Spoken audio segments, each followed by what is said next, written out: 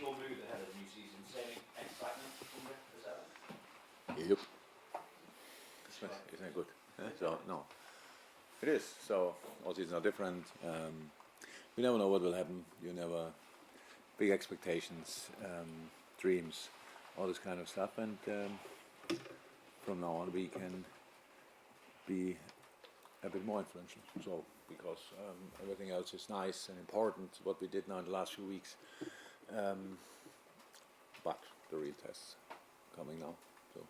What will be different from you this season, do you feel? Particularly when we hear Trent saying he sees this season as being a bigger challenge because of the expected improvement, not just from City, but from Chelsea, Spurs and Arsenal. And United. And Newcastle. And somebody sitting now at home and thinks, if we're alive, oh, you forgot us. So, no, that's how it is. Huh? It's always like this. Of course, the season is finished. You make an analysis or not, and then it's already clear. So the next one will be more difficult.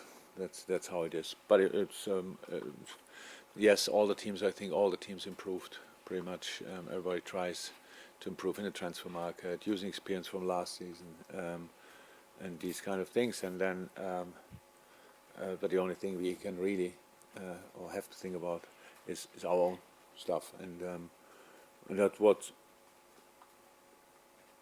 is necessary anyway. If the other teams wouldn't do anything better than last year, for example, and it was difficult enough, then we have to improve anyway. And that's what we try. Little tweaks, little like building on the stuff we know we can do, and getting there a bit more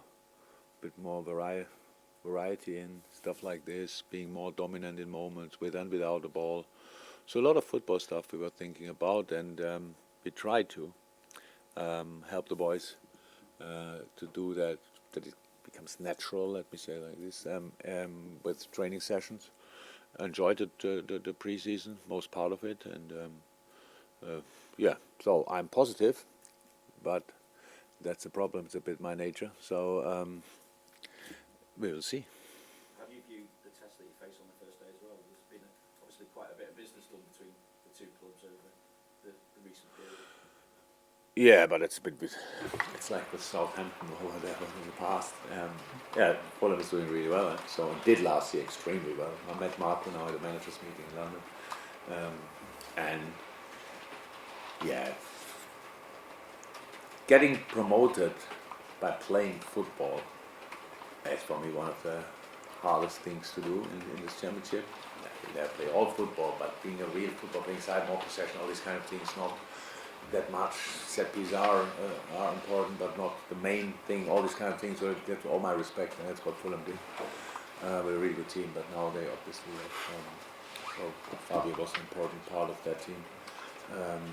Harry is an important part of that team. I think he's injured, so these kind of things are well, of course, difficult. And in the week before we play a team, or a few days before we play a team, I read a little bit about them, and not only watch games, but read a little about them, and then you see there's obviously I think they have still a few problems to solve in the transfer market. So, but it's not the third for sure, maybe the fourth time in a row that we play the champion of the last championship season, or which is always like full of confidence. The opponent now it's away. Fulham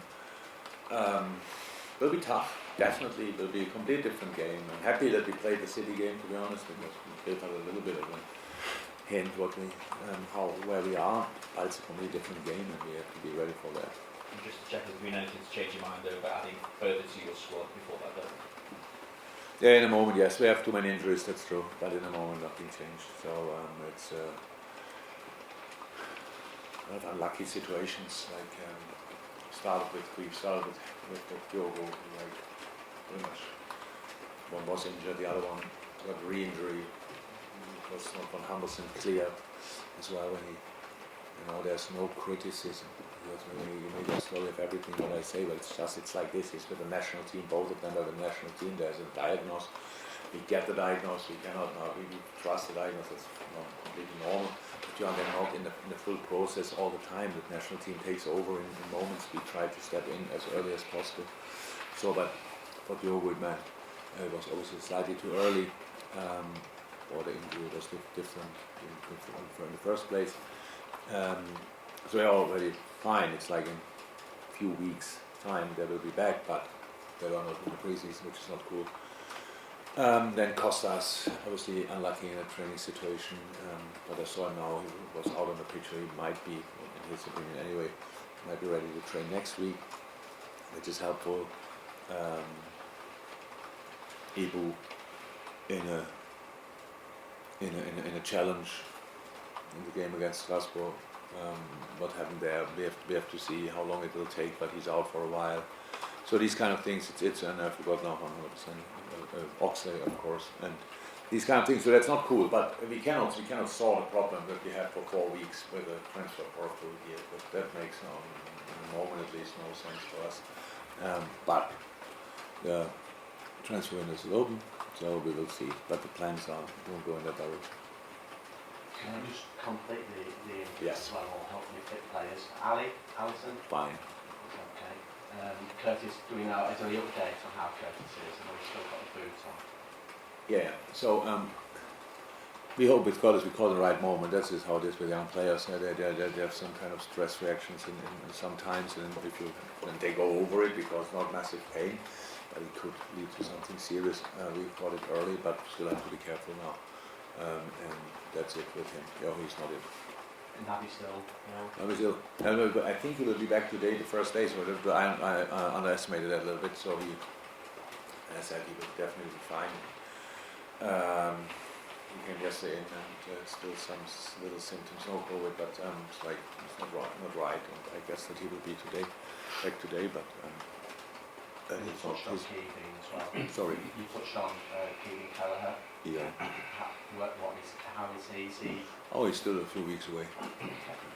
I know you mentioned Fabio briefly there, but obviously with him being Fulham as well, it seems a good time to ask about him, about how he's settling in and how ready he is to push for that first team place. Great. He's a top player. I really love it. Massive talent. Really good. And really happy to have him. So very important for us because we count on this age group as well. We don't wait now say until they are 22, 23 or whatever, and then we use them.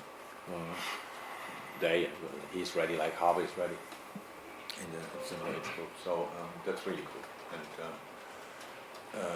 we all need luck in life as well, like with injury and stuff like this. But without that, he will be a really important player for us. I just want to ask you about Diogo Jota signing his contract. How important is that for him to sign the contract, and how excited are you to have him back in your squad as well? I don't have him back in my squad, but I will be then very excited when I have him back.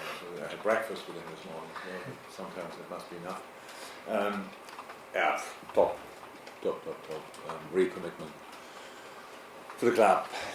He's not even close to his limit. There's so much more to come. He's a very smart person and smart player. Delivered already, can improve a lot. Really excited about that. It's really good news for the club. It's good news for him as well because we are a pretty good club, but it's a really win-win situation. Can't wait to work with him again. So it was like this preseason didn't happen too often, or not at all. It was one session actually, but it's good having him around because it's quite a character, really early in his life already. A really was a responsible person, a reasonable person. So he knows what to do to be successful in different areas, and it's good to have him. And we all say that the league season's a marathon, not a sprint, but it feels like there's going to be 2 mini seasons with the World Cup in the middle of it. Do you feel like it might be like a sprint to the line twice this season, or is it important to treat it still like a marathon? So the second part is definitely no sprint, because that's from 26th of December, I think it's the first game, until May. That's no sprint. Until then, we will see. What does it mean if it's a sprint? I understand the questions. I can't see a real answer. I didn't hear it yet that somebody said, yeah, it's a sprint. You have to prepare completely different. We didn't. The prepared like we had to. We prepared, no, we didn't prepare, I don't want to say the amount of games, 15, 16 games, we prepared like we prepare. Because I'm not smart enough to do that for 16 games, to be honest. So, and for the players who have done a break, it's not a problem. It's rather good. It's like a winter break, which I had when I was a player in Germany a lot, like 4 weeks winter breaks and stuff like this. But it's good. We know how to deal with that. The problem are the players who play the World Cup and that for a long time. That's just it's just not okay. Like, but it's decided long ago for everybody says the right reasons. That's it. If you go to the final at the World Cup, and if you win it or lose it, will there be played a game for third place as well at this World Cup? Yeah. So if you reach the semi-final, then you are already you are quite busy, and then the rest starts a week later. But with these things, it's really I was not angry at all before I came in, but when we start talking about it, I really get angry because and with you as well, because you in my opinion, you misunderstand the job in these moments. And I say we wrote it and stuff like this, but in the end, my problem is that as much as everybody knows it's not right, nobody talks often enough about it. That will be changed. Something has to change. You cannot just top class players constantly watch them. Oh my God, are they great? That doesn't work. And they're just definite. It's like with the climate. We all know we have to change, but nobody's really, what do we have to do and stuff like this. And I mean that as well, no doubt about that. But it was really why we wouldn't talk about that and just do it properly and say, ladies and gentlemen, FIFA, UEFA, stop.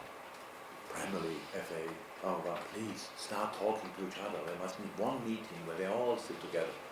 And the only subject should be the most important part of this game, the players. And that didn't happen yet.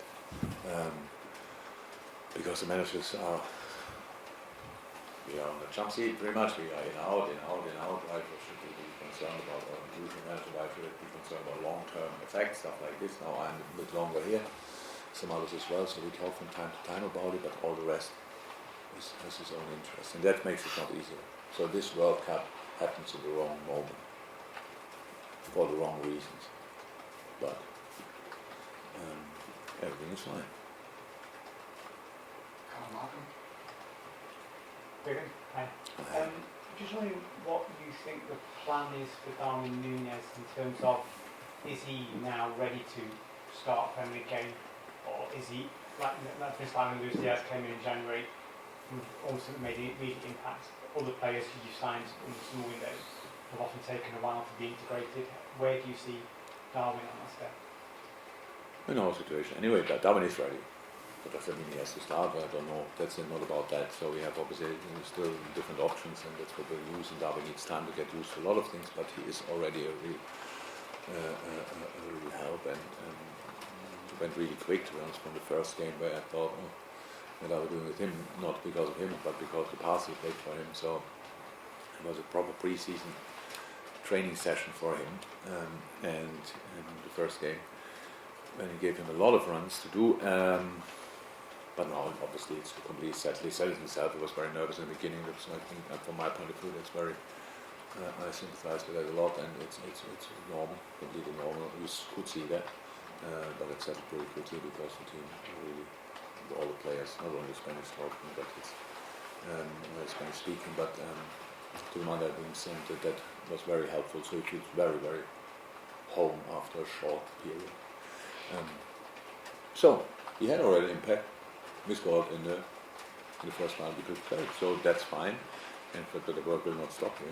So, but he's in the best possible place. So obviously, a couple of players after the City game were saying that Roberto Firmino seems to have been not looking after him, but has got quite friendly with him. And how much influence can he be on his development? Oh, who's development? On Darwin's development, sorry.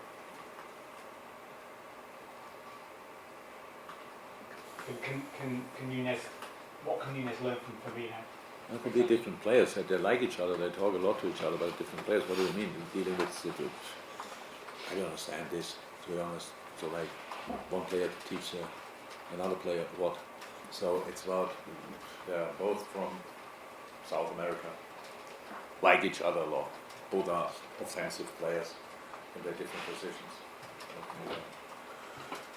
Bobby's 6'7". Before I arrived, people probably thought Bobby's not the player he was since then. So don't know if that would help. I don't even know if Bobby can remember that. Hopefully not. Apart from that, Bobby's an exceptional player. Has his absolute own way of playing football. Imagine how Bobby would try to play like Darwin or the other way around. So it's strange. So necessary. No, as a person, yes, definitely like they all do. But as a player, I'm not sure. And what was the other section, James? For those check, will Konate's injury have any influence on what happens with Nat Phillips? Do you now need to keep him around as cover, or? Yeah, probably. Will influence the transfer. Yeah.